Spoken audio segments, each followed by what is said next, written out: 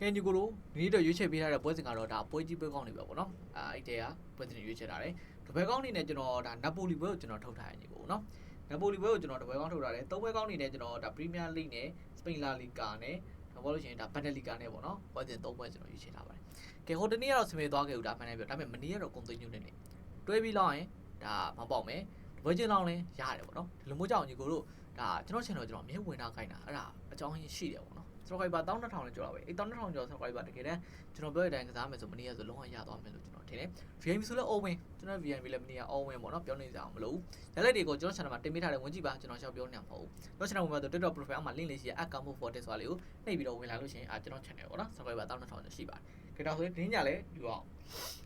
နောက်နေ့ညဆိုပိုတော်များသေးတယ်ပွဲစဉ်ဒါကြောင့်မို့ကျွန်တော် channel ဝင်လာခိုင်းတာပေါ့နော်ကြဒါဆိုစကြည့်အောင်ပေါ့နော်ဒီစနာလန်နဲ့ Nottingham Forestကျွန်တော်ဒီဘက်ကိုဘာကြောင့်လဲမသိဘူးကျွန်တော်ဂိုးပေါင်းအောက်မယ်လို့ကျွန်တော်မမြင်ဘူးဗျအဲ့တခုပေါ့နော်ဘာစိတ်ကူးလဲဒါပေမဲ့ကြေးကဂိုးပေါင်းအောက်ကိုပဲသွားမယ်ဆိုတော့ကြေးမျိုး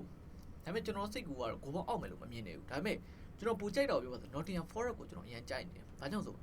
Forest ရဲ့ရလက်ပိုင်းဆိုင်ဟာကအရင်အားရဖို့ကောင်းတယ်ခုနောက်ပိုင်းပေါ့နော်အဲ့လိုမျိုးအခြေအနေမျိုးကြောင့်ဆန်နာလန်နေနဲ့ရှင်းပြမှုတော်တော်ခက်ခဲမှာတကယ်ပြောတာတကယ်ခက်ခဲမှာစပါကို1စီးနဲ့ပဲအင်ကွန်းမှာတော့နိုင်ထားမှုတဲ့အသင်းနဲ့စပါကိုဝေကွက်နဲ့3စီးနဲ့တော့ဖြုတ်ထားတဲ့အသင်းအမှန်တကွာချက်ရှိသွားပြီပြီးခဲ့တဲ့ပွဲမှာဆိုလည်းဘန်လီကို4-1နဲ့ရအောင်ဖြုတ်သွားတာဒီလိုရလက်မျိုးက Forest အနေနဲ့ရလက်ကောင်းတွေပြသနိုင်တယ်ပေါ့နော်ပြီးတဲ့ပွဲစဉ်မှာဒါဆန်နာလန်ကတော့တည့်ရတိုင်းဒါ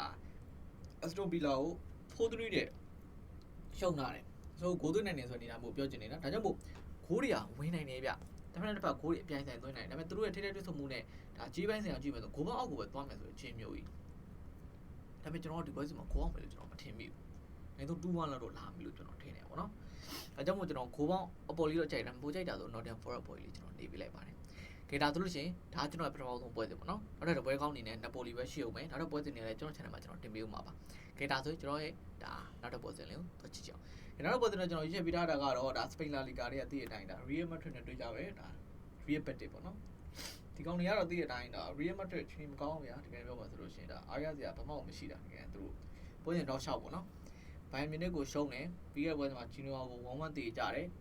ဘိုင်မီနစ်ကိုလုံးဝမနိုင်ဘူးနှစ်ကြော့လို့ကန်တာနော်ကိုကြော့လို့ရှုံးတာပေါ့နော်စပိန်လာလီဂါမှာဆိုလို့ရှိရင်မာရော့ကောက်ထပ်ရှုံးတယ်ပြီးတဲ့ပွဲမှာအလာဘတ်ကိုလည်းတကယ်တမ်း2-1နဲ့တလုံးတာစီနဲ့ပဲနိုင်သွားနောက်ဆုံးဟိုမိနစ်90မှာတကူသွင်းခံလိုက်ရတယ်ပြီးတော့အချိန်ပိုပေါ့အဲအကြောင်းမို့လို့ကျွန်တော်တို့ဒါသိမကြိုက်ဘူးပေါ့နော် Real Madrid အနေနဲ့အခြေအနေမကောင်းဘူးတစ်ဖက်မှာကြည့်မှဆိုလို့ရှိရင် Betis ကတော့မစိုးဒါဂျီနိုဝါပေါ့နော်2-3နဲ့အဝေးကနေနိုင်တာတယ်Real Madrid အိမ်ကနေ1-1ကြာတဲ့ကောင်ပေါ့နော်ဒါကြောင့်မို့ဒီပွဲစဉ်မှာ Real Madrid တို့အနေနဲ့ရှင်ပြန်ခက်ခဲဦးမှာ Betis အိမ်ကွင်းမှာဆိုလို့ရှိရင်ပေါ့နော် Betis ကလည်းအိမ်ကွင်းမှာဆိုအရင်ကြီးဆိုးရတော့မဟုတ်ဘူးဂိုးပေါင်းအောင်တော့ကန်တယ်ဆိုပေမဲ့ပေါ့နော်ကြီးကိုကြည့်လိုက်တဲ့အချိန်မှာ Real Madrid ကတလုံး90နိုင်ဒီကြီးနဲ့သိတာပါပြီပေါ့နော် Real Madrid တို့အနေနဲ့အခြေအနေတော်တော်မကောင်းဘူးပေါ့နော်တလုံး90နိုင်တော့ကြီးခေါ်ရတယ်ဆိုတော့ဒီလိုကြီးမျိုး Real Madrid တို့အောင်နိုင်ခြင်းနေတယ်ပေါ့နော်အားကြောင့်မို့အနည်းဆုံးတေကြနိုင်ခြင်းရှိတယ်1-1ဆိုတဲ့တေကိုလာနိုင်တယ် Betis အနေနဲ့ပေါ့နော်ခပ်မတင် Betis တောင်နိုင်သွားနိုင်တယ်ပေါ့ဒီကိုအားကြောင့်မို့ကျွန်တော်ရွေးချယ်မယ်ဆိုလို့ရှိရင်တော့ကျွန်တော်ဒါ Real Madrid body ဆိုတဲ့ Real Betis ကိုကျွန်တော်ပိုကြိုက်တယ်ပေါ့နော်ဒါကြောင့်မို့ကျွန်တော်နေမယ်ဆို Real Betis body နဲ့ကျွန်တော်ခိုးပေါင်းကိုစဉ်းစားကြည့်မယ်ဆိုလို့ရှိရင်3လုံး20ရှုံးအခု3လုံး25ရှုံးဖြစ်လာတယ်ခိုးကအပေါ်လဲနေခြင်းပဲအပေါ်လဲမနေရဲဘူးဖြစ်နေပါပေါ့နော် Betis အင်္ဂုံမှာဆိုခိုးပေါင်းအပေါ်ကိုရသွားတာနေတယ်ဒါကြောင့်မို့နေမယ်ဆိုလို့ရှိရင်ကျွန်တော်ခိုးပေါင်းအောက်လေးပဲကျွန်တော်နေလိုက်မယ်စွန့်စားပြီးတော့ပေါ့နော်ဒါခိုးပေါင်းအောက်နေဒါ Real Betis body လေးပဲနေလိုက်ပါမယ်ခေဒါတော့ကျွန်တော်ရွေးချယ်ဖို့ဖြစ်ပါတယ